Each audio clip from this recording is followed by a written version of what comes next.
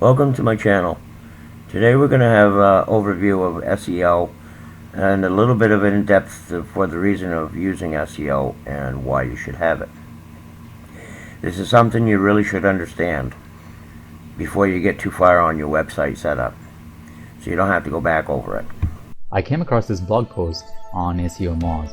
Now you can tell it was posted a few years back, but it's very relevant, and this is from SEO Moz.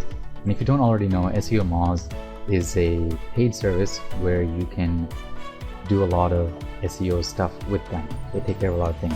However, this is the most important thing to keep in mind when you're doing SEO.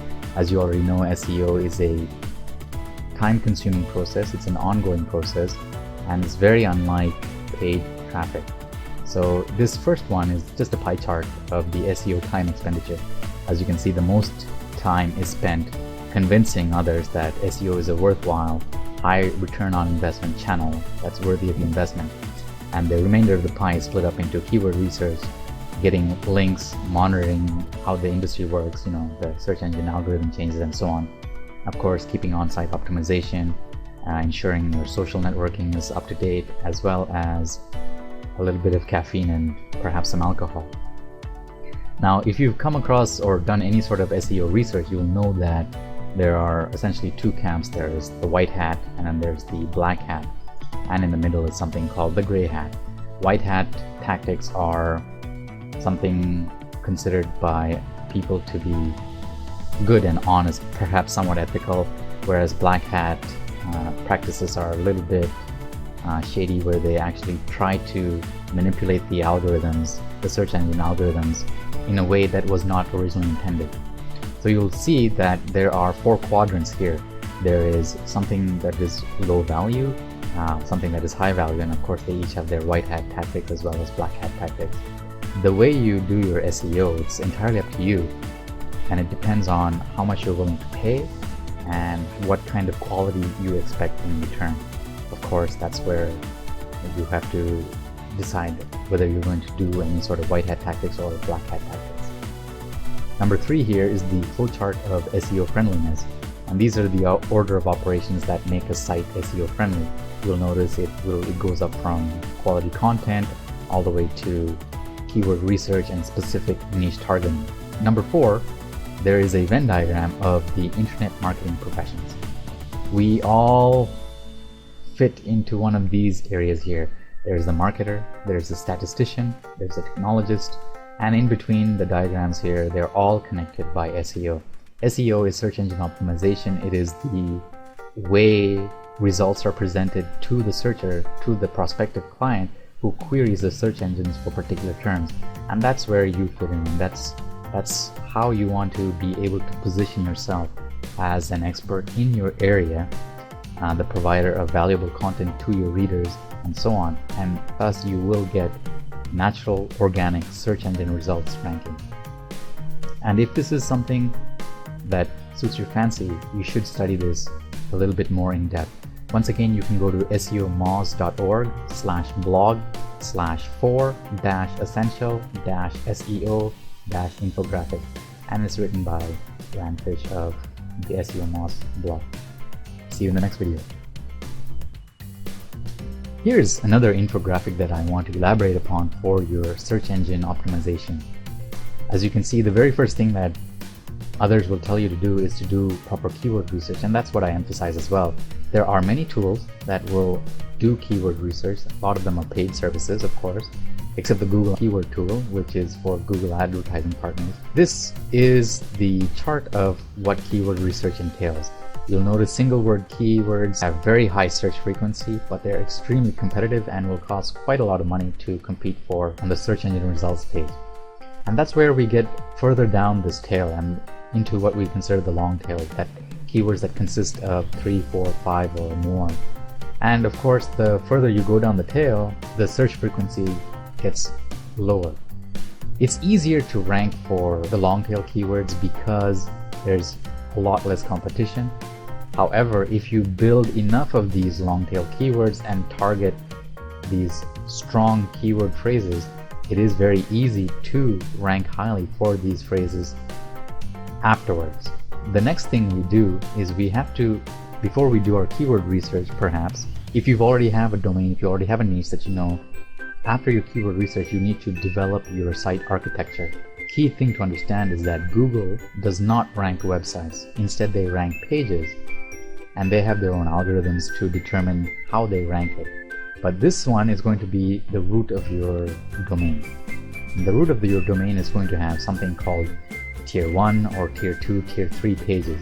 And how you will organize it, you have to organize in such a way that it's both logical to your readers as well as to the search engines. That's why we have something like this, where a page has links internally as well as externally, and they all link back and forth back to the main domain. And this is what is important, because the more the keywords you see down here, these are probably 3, 4, 5 or 6 keyword focused pages, and they all link back to the parent page, who all link back to the parent page, and who all link back to the main root domain. And this is how you build up your rank. This is an ongoing process. This takes quite a bit of research, it takes quite a bit of time. You can automate this, you can outsource this, but keep in mind this is the kind of structure that the search engines are looking for.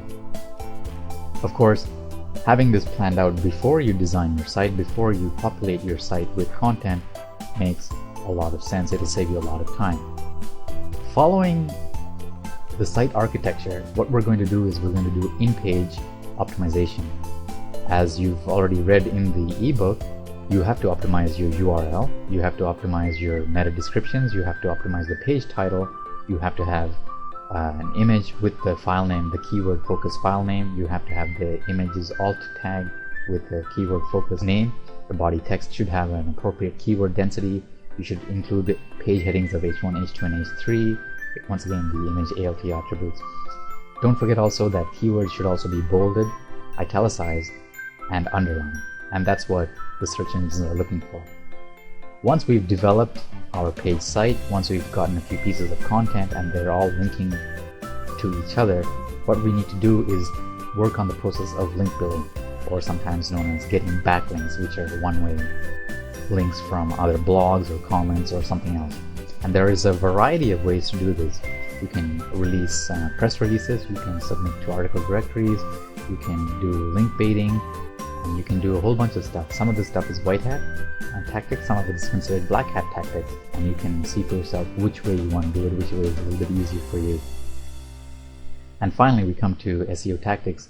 Here again is white hat as well as black hat tactics, and you'll see where you want to fit into and how you want to proceed with your link building strategy. And finally, of course, we come to link baiting and social media, whether Facebook, Twitter, Dig, Blogger, StumbleUpon, and more. There are lots of social media sites out there. How relevant they are to your content it really depends. Of course, the search engines can change their algorithms at any time, so be prepared to always constantly update it. And essentially that's what SEO is. It's always having relevant content, updated content, timely content for your visitors. And of course, if the search engines see that, they know that your site is of value, your pages provide value, and thus your domain and your niche will get ranked very highly. One thing to note between SEO versus PPC is, even though it's pay-per-click, SEO is not really free. You do have to pay a lot of money or spend a lot of time to build up your ranking. So in one sense, none of these services are free. In another sense, the rankings that you get are free, quote unquote. You'll notice from a typical web search result, the top area in red right now and to the right, these are all paid advertisements, and that's pay-per-click. Over here is the organic search results, and that's where you want to be, and that's what the SEO process is. According to these graphics here, most visitors search for the organic traffic. It's very rare, or at least 1/4 of the time they actually will click on the paid traffic. Now the return on SEO versus PPC is what I think is important. Just under 40% of SEO campaigns achieve returns in excess of 500%, and that's the data from Datadial.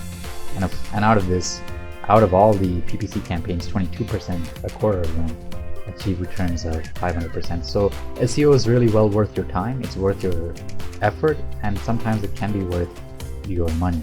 It's up to you to decide how you're going to do it, but this is just a grand overview of the SEO process. I hope this fits, and I'll see you in the next video. Wow, that's some really boring stuff right there, but it's something you gotta know.